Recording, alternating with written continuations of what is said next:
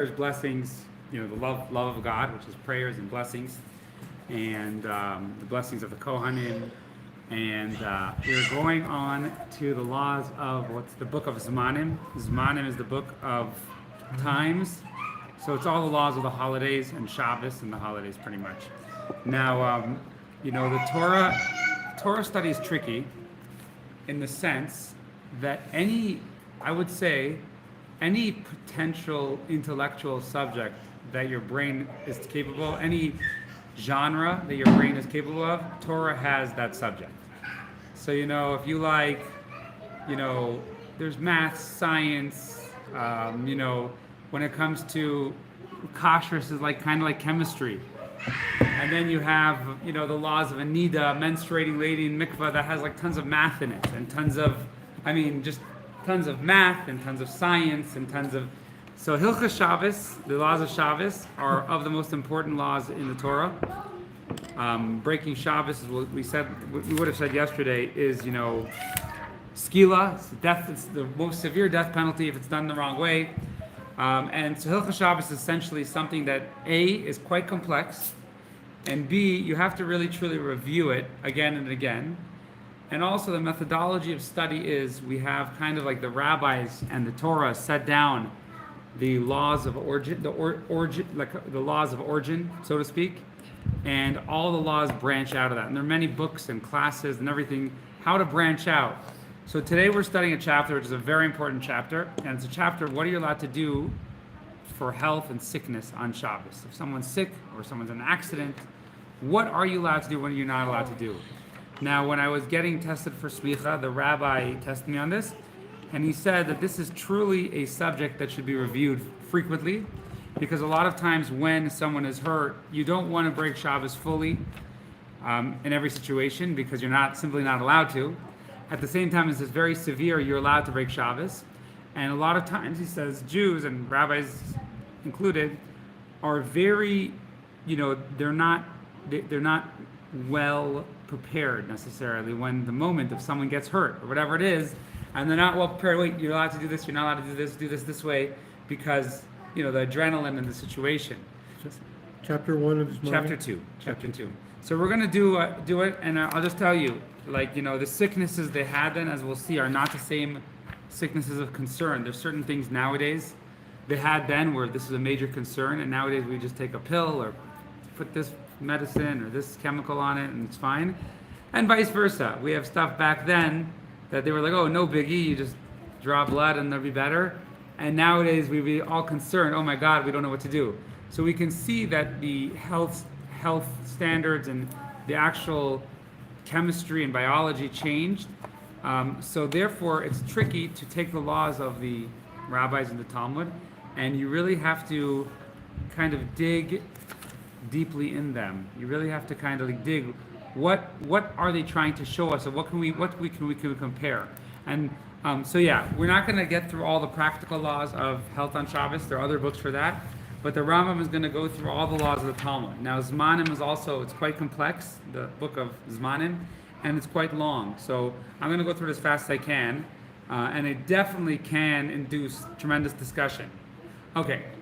Now, another thing is when you learn the laws of Shabbos, you suddenly just have a whole new understanding of how Shabbos works. And eventually we'll get to the Shabbos in the Code of Jewish Law as well. Okay, Dechuya hi Shabbos eitzel sakanas nefashis. Shabbos is pushed away. This is the language the Rambam uses, which is actually controversial language. Shabbos is pushed away with regard to saving of a life. Like all mitzvahs. And therefore, someone who's sick and they are in danger, you can do whatever they need according to a expert doctor of that place. If you're not sure if you're allowed to be machal to desecrate the Shabbos, and you're not sure if the guy needs it, and similarly if a doctor says to do it, and then the other doctor says you don't need to do it, then you break the Shabbos, right? So we err to the side of caution. If someone's sick, very sick, and they say, well, he's going to need this treatment for 8 days. You shouldn't say, let's wait till tonight, and that way we'll only desecrate one Shabbos next week. Rather, you can start from today And you can even break 100 Shabbases as long as the person needs it, and there's a doubt, and there's a danger, or there is a suffix sakana, which means we are doubtful, but potentially there's a danger. And you can light for him a fire, and you can put it out for him, and you can slaughter for him, you can cook and bake, and you can heat up water in order to wash his body. General rule that when there is a person who has, I'm going to use the Hebrew word sakana, he has his life is endangered, it is like weekday for him, and you can do everything he needs. So I'll give you an example. If somebody is, giving birth, a lady's giving birth, and you need to take her to the hospital, and she wants the air conditioner on, you don't have to say, hey, you don't have to say, oh, if I don't turn the air conditioner on, that's one less breaking of Shabbos. You're allowed to turn the air conditioner on for her because she is endangered. Mati actually drove. Yeah. When you do these things, you should not ask a Gentile to do it or a child to do it. Sometimes you'll feel children until they're 13, they're not really responsible for mitzvahs, right? And especially people use it when so they're free. so sometimes when children, yes, correct. Sometimes children, what Mendel's pointing out is like sometimes the light goes off and you can take a little baby and people will say, hey, can you look at this button here, because they're a little baby. But generally, that's actually a mistaken notion. You're not really supposed to do that. If the child does it on his own, it's okay. But anyways, so you shouldn't say, hey, turn on the light for the sick person. Hey, kiddo, Mendel, you go do that, because you shouldn't do that. And similarly, you shouldn't say, here, a Gentile's here, you do it. And you shouldn't say, oh, a lady is going to do it, because we don't want Shabbos to be light in their eyes. If you take a kid and you say, hey, you turn on the light, the kid will not appreciate how strict Shabbos is. He'll be like, oh, for me it's not so bad. For him it's really bad. And the same thing with a woman. Women then were not necessarily so educated. They were doing things by habit. And if you would go and tell a woman to turn light, even though she's permitted to, just like you're permitted to, it would seem to her like, oh, Shabbos is no big deal. Rather, you can even do it through the rabbi and the wise people. And it is forbidden to wait for a sick person who is endangered. As it says, you should live with the mitzvahs and you shouldn't die with doing the mitzvahs. There are 3 exceptions. There are 3 mitzvahs you do die for. Technically 4 mitzvahs. So in Russia, like Subota, all the Jews who broke Shabbos, they were not even endangering their lives. They wouldn't break Shabbos. That is because they considered it a time of shmad. In other words, if Gentiles are trying to convert you out of the religion, so that recategorizes all the mitzvahs that they're trying to do. That's Kiddush Hashem, correct. That's Kiddush Hashem. Therefore, we learn that Torah is not to get vengeance against the world. Rather, it is merciful. And those people who say that this is forbidden, that, the verse says derogatory things about that. Okay, so now we're going to go through. So that is a general rule of Shabbos. If someone is endangered, then you could do everything you need to get him out of that danger. Okay, number 4, someone who's sick in his eyes. And this that he has in one of them, and you're going to have a lot of questions here, and I don't really know. I'll just preface, I don't know about these sicknesses. We don't experience this nowadays. But these were, and this is that in both of them he has like some kind of liquid which is coming out, or there are painful tears continuously coming out, or there's water coming out, or there is a kedach, different things. These are people who are very, very sick. So nowadays, I don't think we have such a concept. Someone's eyes have a liquid coming out, and they're painful. That is a sickness, the Rambam, and the Talmud says you have to take care of that. Anyone who has a big a makkah is a wound on the inside of his body, and that's from the lip inside, whether his mouth or his stomach, or his liver, or his kidney, or anything. This is something which has a sakana. This is dangerous. Dangerous. Like a tanker? No. Well, it means like it's bleeding. Well, we'll talk more. And you don't need to really estimate, because this is very dangerous. And therefore, you can break the Shabbos right away without asking anybody. And something which is if you have a wound on your hand, like on the veins or on your foot, this is also very dangerous. And you don't need to. You can do what you need to take. Well, I don't know. Okay, I already said. Similarly, if you have like certain heat, which in certain parts of your body, you can break the Shabbos. And similarly, if a doctor says that this is dangerous. Even if it's not in these categories, it's considered dangerous once a doctor says it. If someone swallows some sort of leech or what do you call the worms in food and water? Certain parasites, yeah. So then you can right away heat water on Shabbos and do whatever you need because that is dangerous. If a dog, What's dangerous? again, I don't know. If someone swallows some kind of worm, which is going to hurt them inside. If a dog, which is a rabid dog, bites you, this is a kelev shoteh. A what? A dog, which is like very, very dangerously wild. Yes. Pit bull? No, it's a dog which is like. Coyote? No, I'm gonna say. Well, yeah, a feral dog, like a coyote or something like that. So that thing you're allowed to do. So this is applicable. Sometimes people are out and a raccoon bites them and it has rabies, so you have to take care of that right away. Or different snakes and everything like that. I'll tell you after. So similarly, if there's a doubt, you do whatever you can to save the person. What if a mouse bites Somebody who has somebody who the doctors say that he needs one fig and 10 people bring it at once. So now you might say, hey, let's say someone gets hurt and the doctor says you need this medicine, and we all go out to buy the medicine. And only one guy is actually fulfilling the job. So we might all say, well, you guys all did it for no reason. So they're all exempt from punishment, even if they would need to bring a sacrifice, right? They're all exempt because they all did it with the permission of halacha. A sick person who needs 2 figs and they only find 2, now listen carefully. This is interesting. You have 2 figs on one branch, or 3 figs on one branch. You break the one that has 3, even though. You have 2 figs on 2 branches, or 3 figs on one branch. You break the one that has 3 figs on one branch, even though you only need 2, in order that you're only doing one sin, right? So even though you're allowed to break the law for Shabbos, there still is an idea of minimizing the sin. Okay, if you are a cook for someone on Shabbos and the person has leftover food, right? So let's say that he needs to eat a steak and you cook a bunch of steaks and he eats and he has leftover, it is forbidden for a healthy person to eat from the leftovers. The reason is we're worried maybe when people cook, they'll say, why don't I just make food for the whole family if I'm making for this one person?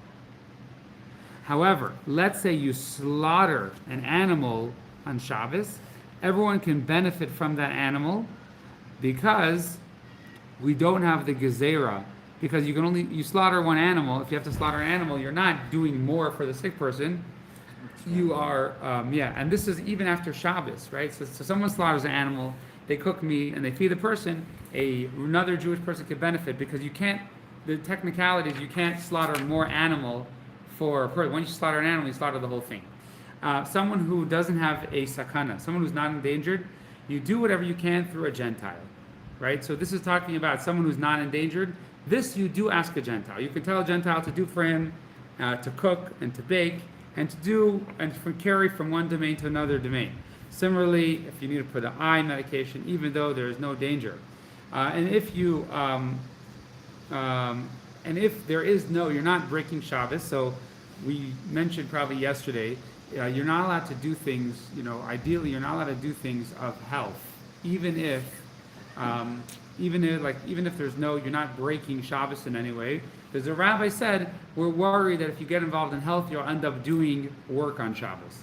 So now, if it doesn't have a malacha, so let's say someone is sick and they're lying down and they can't get out of bed, and you want to give them Tylenol, so a Jewish person can give it the Tylenol because he's not doing any malacha. But let's say you need to go buy the Tylenol.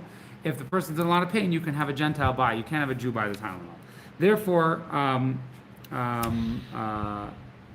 Is that consistent with what we said earlier? I want to give too many examples again. So you mean This is a foxhole. So you mean you shouldn't call?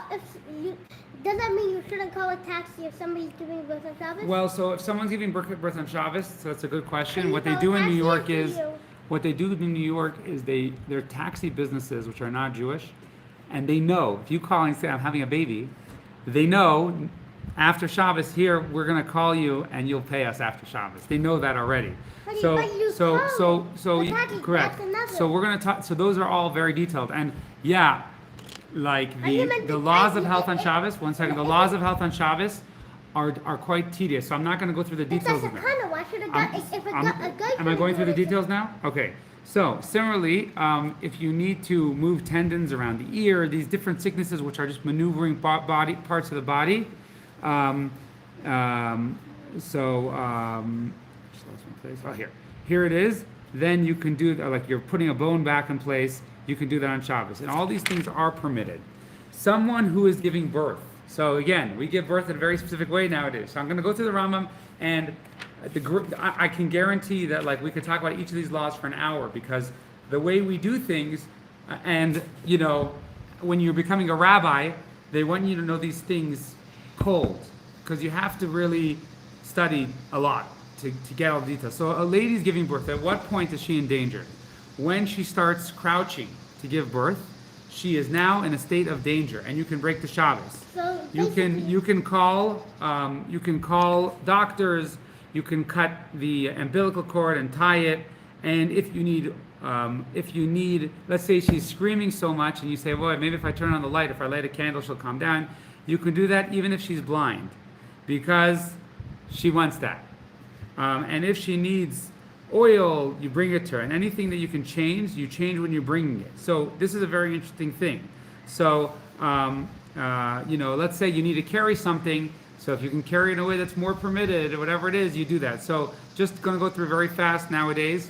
When your wife is giving birth, because we know she's going to be in a state of danger if it happens on Shabbos, you are responsible to prepare.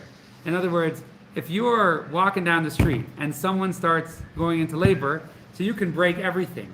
But if you know you're coming into Shabbos and you might need a break, so then yes, you should arrange with a taxi before. You should prepare whatever you could prepare, so you will have to. So there is this balance. Even when we're permitted to break Shabbos, Shabbos is still there. It's not fully gone, and it gets very complicated and very interesting. So if you know, so when it's happening, you don't worry about it. But if you can prepare before, or you need to do things with fine motor skills, and you're going to need to sit down and concentrate, then you should try to do it. Carefully. All right. You shouldn't give birth to a Gentile. You shouldn't help a Gentile lady deliver on Shabbos, even if you get paid. And you shouldn't be worried that they are going to. You shouldn't be worried that they're going to be so upset.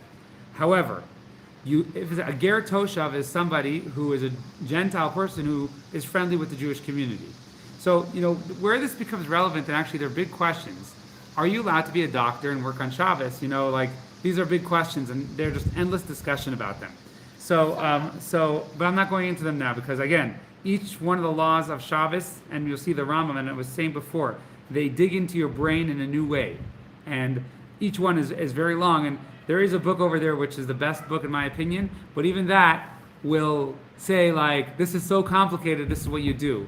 And if you want to research more, look in these 10 books. Okay, however, if it's a ger toshav is somebody in the olden days who moved to Israel and they said, I want to live amongst the Jewish people. Then you do give birth, because we are responsible to help Gentiles who are friendly with us take care of them. And you cannot, but you shouldn't break the Shabbos. You can help them give birth, but you shouldn't break the Shabbos. Okay. When she's giving birth, when the blood starts until she gives birth, and after she gives birth, for 3 days, you can break the Shabbos, and you can do whatever she needs, whether she says, I need it, when she says, I don't need it. And from 3 to 7, if she says, I don't need it, you don't break the Shabbos. So we don't trust her the first 3 days, kind of. Now, this is very tricky. So Bracha gave birth on, and this is a law I was aware of, but I couldn't imagine it. Bracha gave birth right before Rosh Hashanah last year. Now, does she have to fast? Yom Kippur is 2 weeks later. The law is that you have to fast. Within 3 to 7 days, 3 days you're not allowed to fast. Within 7 days, you're not supposed to either. After that, you have to fast. So it was quite a difficult fast for Bracha. But, I had spoken to an expert rabbi, and when you know that thousands and millions of women have done it, So anyways, that's just an interesting thing. So if it's within the first 3 days, you can do whatever she needs. If after 3 days, you wait for her to say, I need you to turn on the light. You say, do you need it? And she's now more in her right mind. In the hospital, And on yeah. Shabbos, you could do anything to her? Yes, but we're talking also about a lady who is not obviously actively in danger. She's not on life support or anything like that. It's just a regular lady who gave birth, successful. And if she's quiet, and even if she's quiet, and you ask her, and you don't know, and for sure if she says, I need it, you can break the Shabbos. From 7 till 30 days, she is like a sick person that is not in danger. And even if she says, I do need it, so now she's a sick person who's not in danger. I need the light on. So then you have to ask a Gentile to do it. Now, there is a myth about Gentiles. You're not allowed to ask Gentiles to do things on Shabbos, except for specific cases. And this is a specific case. You can tell a Gentile, you could say, we are a choila she'ena sakana, I have a fever, I'm not in danger, but I'm very not feeling well. Can you please turn off the light for me? Okay. Basically, if mommy has to go to the hospital, she asks you to turn on music to make you happy. You can turn it on. Yes, you can turn it on. Okay, but again, you can ask me the questions after because I want to tell you about it. There's a lot of details. You do not make a bonfire for a lady who's giving birth even in the summer because, you can make a bonfire even in the summer because when they are giving birth, they are very sensitive to coldness. However, you can't make a bonfire for a sick person to become warm. If the person, let's say, let out blood, that was one of the ways of healing. You can make a bonfire even in Tammuz, because when a person let out blood, they would become very sensitive and it could become dangerous. You can wash a baby on Shabbos, on the day that he's born, after you cut the umbilical cord, even in hot water, which is heated on Shabbos, and you can that happened. They washed the baby. You can do whatever treatments you need to do. They do. Yeah, you can do whatever treatments you need to do. Okay, similarly, you wash him before his bris. Okay, so we know that you can give a bris on Shabbos, right? We circumcise on Shabbos, a very unique law. So anything tied with that, after the birth and 3 days after, you can heat up water because after the kid gets a bris, he's in a state of danger somewhat. A lady who okay, so here's a lady who's going to give birth, right, and she dies. You can bring a knife on Shabbos in order to do a C-section and take out the child. Maybe you will find it light. Now, someone might say, some naysayers say, hey, she died. The baby's probably dead, right? So it's safek sakanas nefashis. There is a chance the baby's alive. So you can break Shabbos and take that chance. And that's generally what we said before. If it is in danger of life, or it is potentially a danger of life, then you can break the Shabbos. You can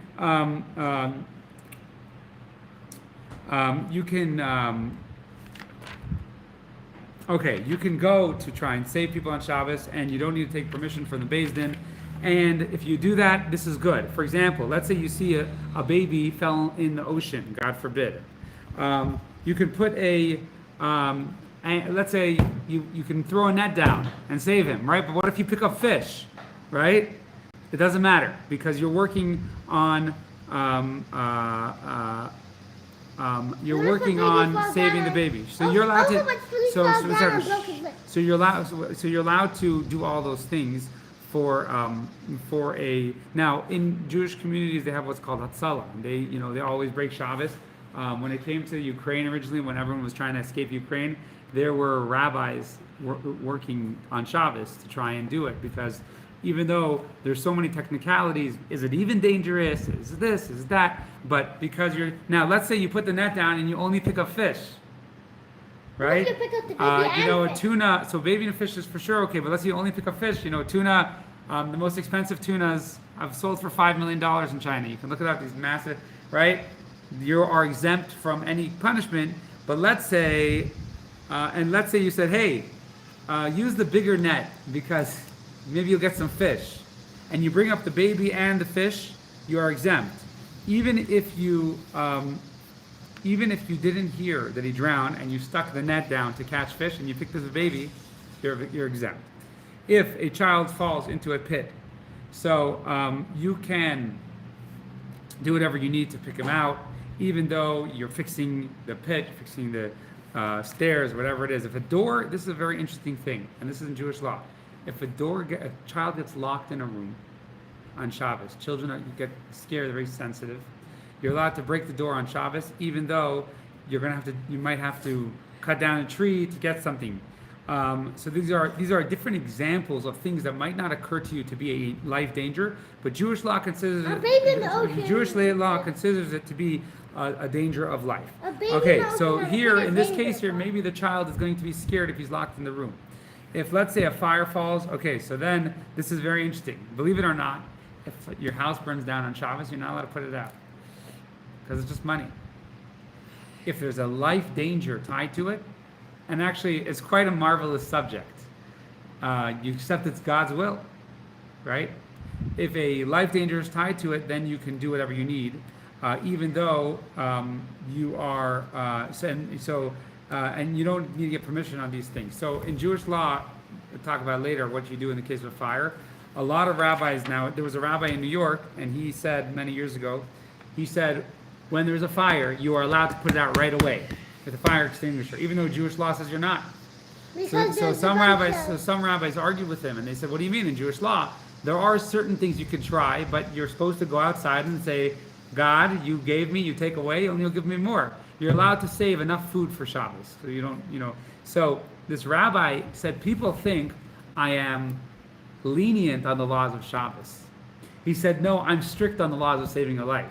He said, because nowadays, with electricity, the only people who a fire will be safe to let it burn down is if you're living far off on In a 20 wooden acres, house. your house will burn down, whatever it If is. it's wooden And without- so he said nowadays, people have complex electricity in the wall and everything like that. And And then therefore, it will explode. he said, and especially in New York, people are living in buildings. If you say, oh, I give up my house to God, it'll burn down the whole block and there'll be explosions. So generally nowadays, if there's a fire, you are meant to put it out if you're living in the city.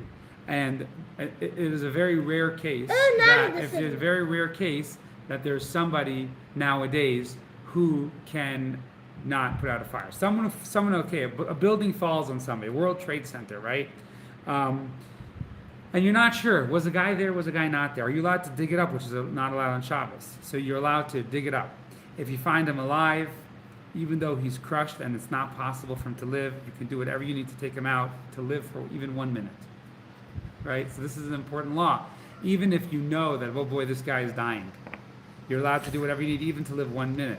So that's an important law. Let's say you check and you checked everything and you find that there's no breath left, there's no body activity, he's dead. You can leave him, you should leave him there and deal with it after Shabbos because he's dead. If you find he's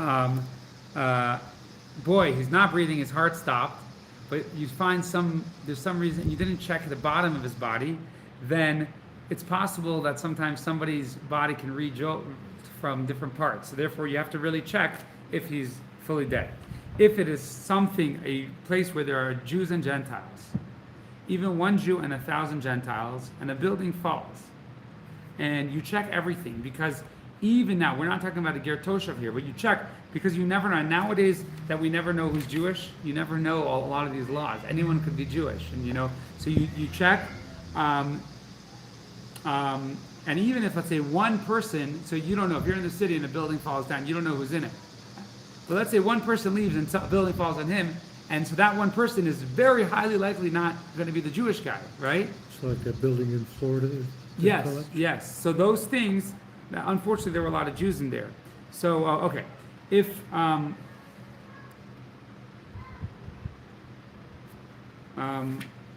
everyone left one place and one person went to another place, so this is a case where you don't check because you don't assume that there's a Jew there, and if you know that there are Jews there, then for sure you can do whatever you need, even though there's a slight chance that now in the olden days Jews lived in ghettos, and it was pretty clear where Jews live, where Gentiles live, and we know that there was a ger toshav who chose to live amongst the Jews, who we said we do have a mitzvah to take care of him.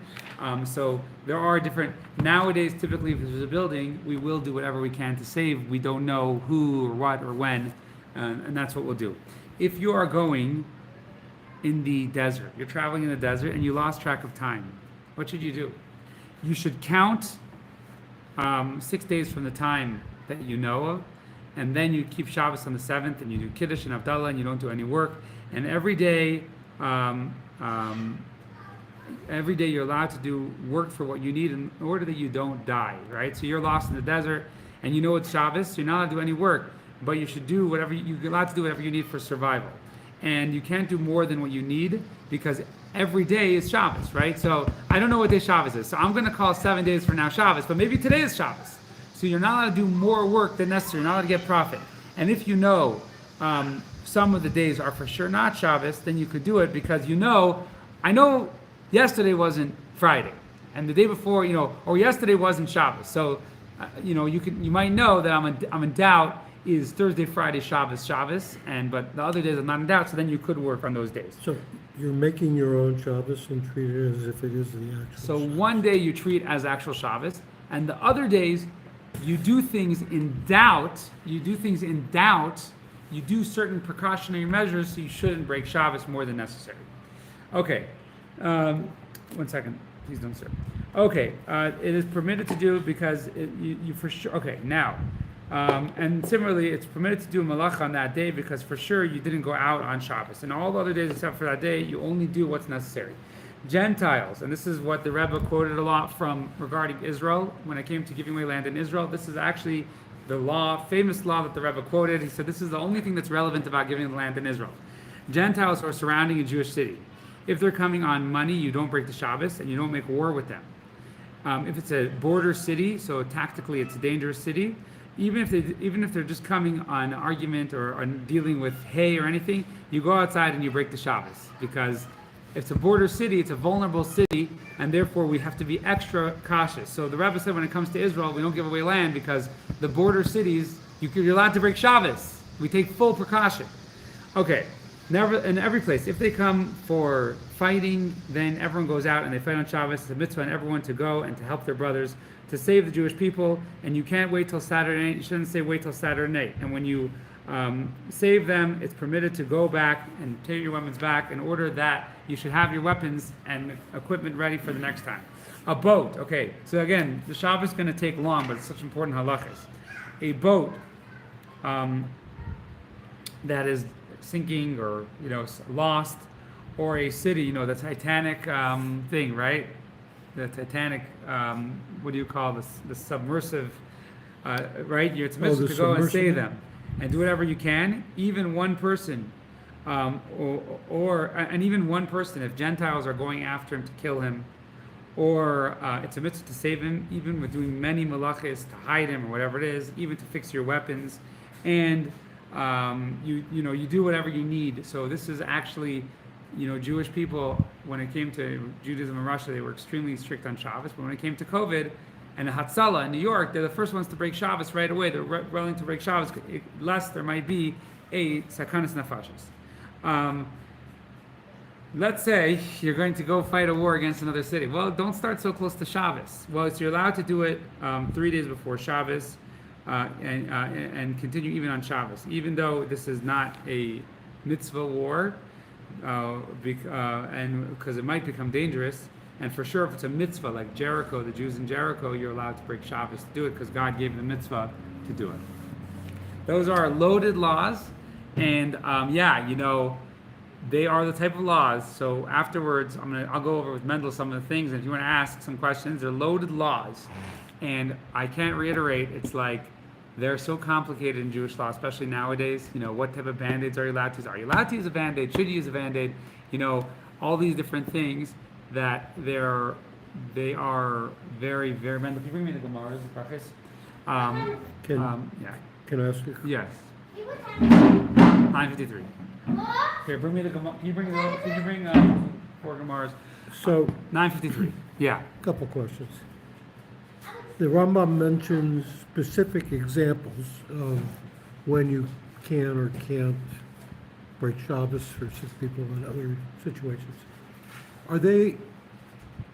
Is your ability to break Shabbos limited to those examples, or are they intended to be examples from which you can draw inferences for other situations that he did not specifically. So those are inferences, and that's what makes it so tricky about Shabbos. Everything's an inference.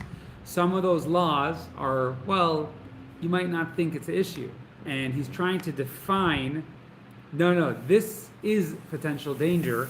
Like in other words, there are times when if someone gets a big cut, and so if it's over here on top of your hand, you can have a lot of blood loss. Let's say. So he's saying this is a danger. This is how halacha defines a danger. So he's trying to, he's quoting the Talmud, but the Talmud is trying to define how we define a danger, because you might say it's relative. Hey, danger, I'm okay, So these are times when you're allowed to break Shabbos, and the Rambam is trying to infer, and how you infer is quite debated and quite, because sometimes, you might say, you might even go to one doctor and say, there's no problem with that whatsoever. You might go to another doctor and say, this is danger. So the general rule of thumb is, if you have someone to ask who's an expert, or you have some experience, then you can wait till after Shabbos usually. In New York, if you live in New York or Baltimore, LA, Florida, you have Hatzalah, you usually call them, and they come and they'll tell you to go to the hospital. Like Mendel once really hurt himself on Shabbos in New York. I called Hatzalah, and they said, this can wait till after Shabbos. So we waited till after Shabbos and went to the hospital after Shabbos, and it didn't even need hospital, but they said, this can wait, this can't wait. They do a lot of that. What if they're wrong about that? There's responsibility. They're all doing the best of their ability. Just like any doctor. Like you might go to the hospital and they say, hey, don't worry about it. I know someone recently in our community here who had a heart attack. And he went to the hospital, they put in a pacemaker, and it wasn't working. And they found out that he was bit by a tick, and it was extremely rare disease coming from Lyme disease that had caused this for him. And they literally made a mistake. They kept him in the hospital for a few days and everything like that, and it was a mistake. So healing and the laws of going to doctors is another section. This here is the laws of breaking Shabbos. So Mendel was quite fascinated when I was going through this before we had a baby. It is quite fascinating because you learn, you're allowed to drop your wife off in the hospital, but you're not allowed to drive home because you don't have a danger, so you have to walk home, right? And here in Prescott Valley, it's 8 miles. But I could walk 8 miles. I've done that before, it's not. So there are a lot of details, and really when we know there's going to be something that we should strive to say, wow, let's prepare so we will be able to keep Shabbos to the maximum. I kind of wonder, somebody in a life and death situation, say they're out in the desert, it strikes me that they're not going to be of the right mind. That they're not really going to be able to hold focus enough to successfully make that kind of call or decision. Correct. Limitations of the person. How does that? So we're all going to do our best. We're all going to do our best. In the Holocaust, there were some people who lost human control of themselves, and we don't blame them or anything. And then there were some really special people who are going to keep Shabbos. I told you about a boy last night where his dad, so he was a real wild kid. And he said, I was a wild kid, and that's what saved me and many people in the Holocaust. Yeah. So this kid said basically he was a very wild kid, and he was very chutzpahdik, and he smuggled tefillin into the concentration camp in Birkenau. You can just put it right there, thank you. And he smuggled tefillin in, and he said, what was so special? He said, there were all these rebbes in Birkenau. And he went around every day and sneaked the tefillin into their barracks to put on tefillin. So we all do our best. That's a big deal. We all do our best. And again, there are times where we'll look back and say, this person had a heart attack and I was there and I didn't need to break it fully. Well, you know what? Next time you'll learn the laws really, really well, and because in a situation you can't really, there's no time to go and say, hey, let's get a second opinion. Yeah. The other question I had before Go ahead. does God value the life of the Jew more than the Goyim? In terms of those commandments.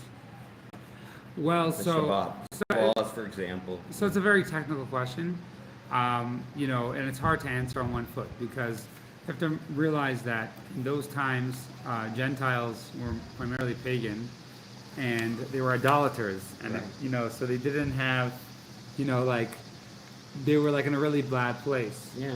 And so, therefore, it's hard to like nowadays. You would be able to save someone. It's a lot different because we don't assume people are pagan nowadays. And then after the Messiah comes, if I move it forward, how will So that affect that me? we'll see at the end of the Mimer on Tuesday.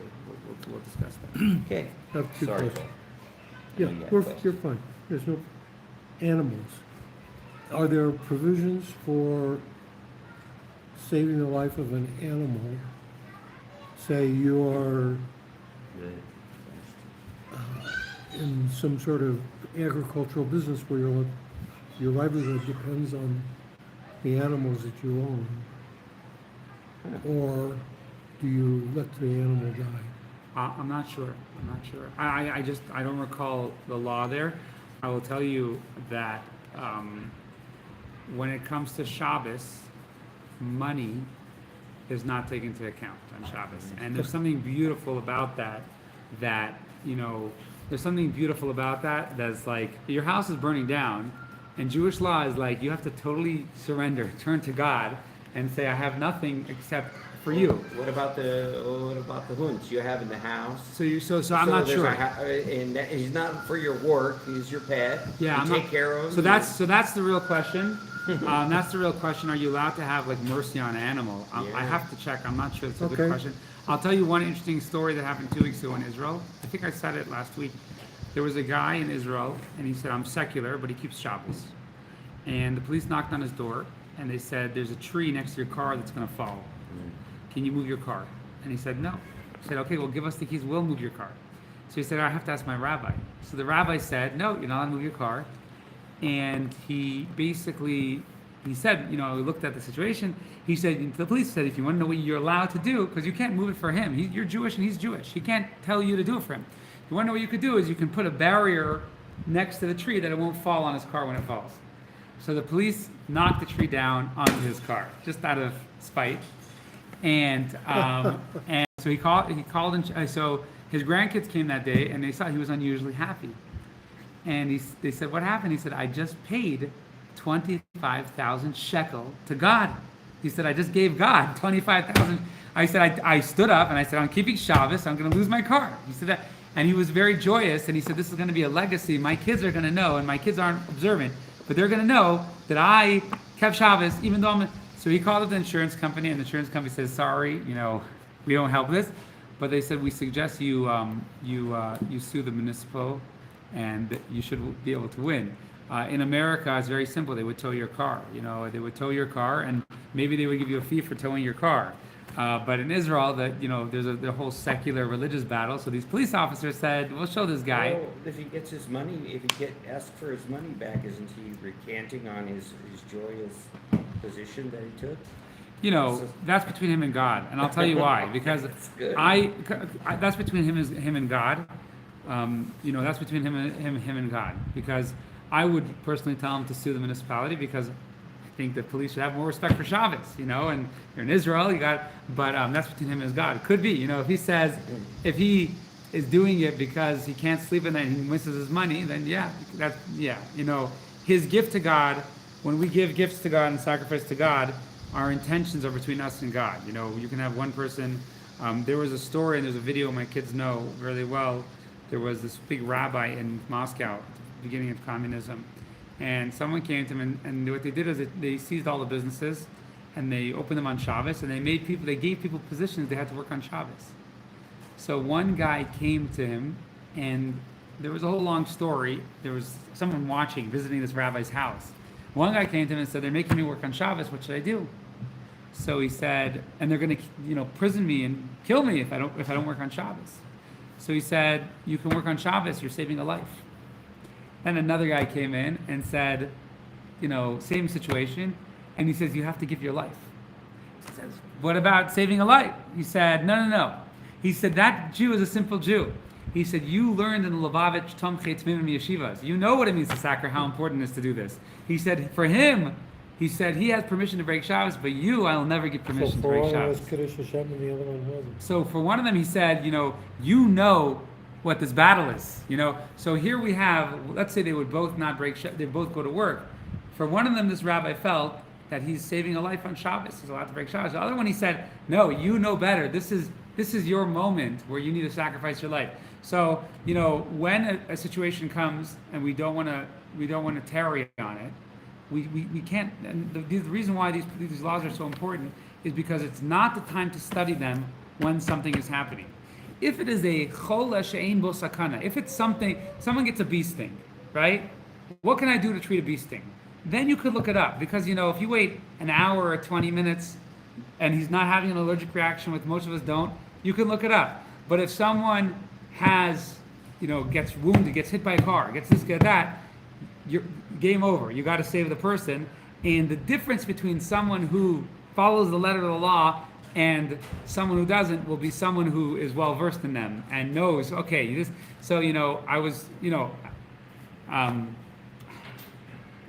every one of these laws, the expounding of it is so powerful. And I'm sorry we can't do Talmud today. I got to stop. I got to take the kids have a dentist appointment. But the expounding of the laws is so powerful in every one of these laws. There's actually like full series of 20, 30 books going through for doctors arguing and rabbis arguing, this is a danger, this is not a danger, this is, we've had several times where a kid, so we had one time Mendel got really hurt, one time Sterling got hurt on Shabbos, and I wasn't sure to bring him a doctor or not. Both times I had access to Hatzalah. One time I was in New York, one time there was someone visiting here who was a expert in Hatzalah, and doctors, Jewish doctors, a lot of times will keep pagers on them and stuff like that, so people can ask them these questions, just in case, but if you're in doubt, you always err to the side of caution. And, there was a guy in yeshiva when I was younger, and he broke his nose. And so someone went to the hospital with him, and then Cedar Sinai, which is 2-3 miles, and they took care, whatever, and he walked back, because the more you can keep Shabbos, even though we're allowed to break Shabbos, we don't want Shabbos to become not valuable, because Shabbos, there's this balance. On one hand, Shabbos is like the most strict, stringent, dearest treasure to God. On the other hand, God says, save a life on Shabbos. So psychologically, we don't want people to say, oh, Shabbos isn't important. When Bracha was pregnant, there was a guy who came here and he said, obviously as a baby, you'll drive her to the hospital. So I said, yes, but not because you said it. You're saying it because Shabbos isn't important to you and saving a life is important. For me, if the law was I couldn't drive her to the hospital, then I wouldn't drive her. Happens to be the law parallels what you feel, and so these are the laws of Shabbos. Okay.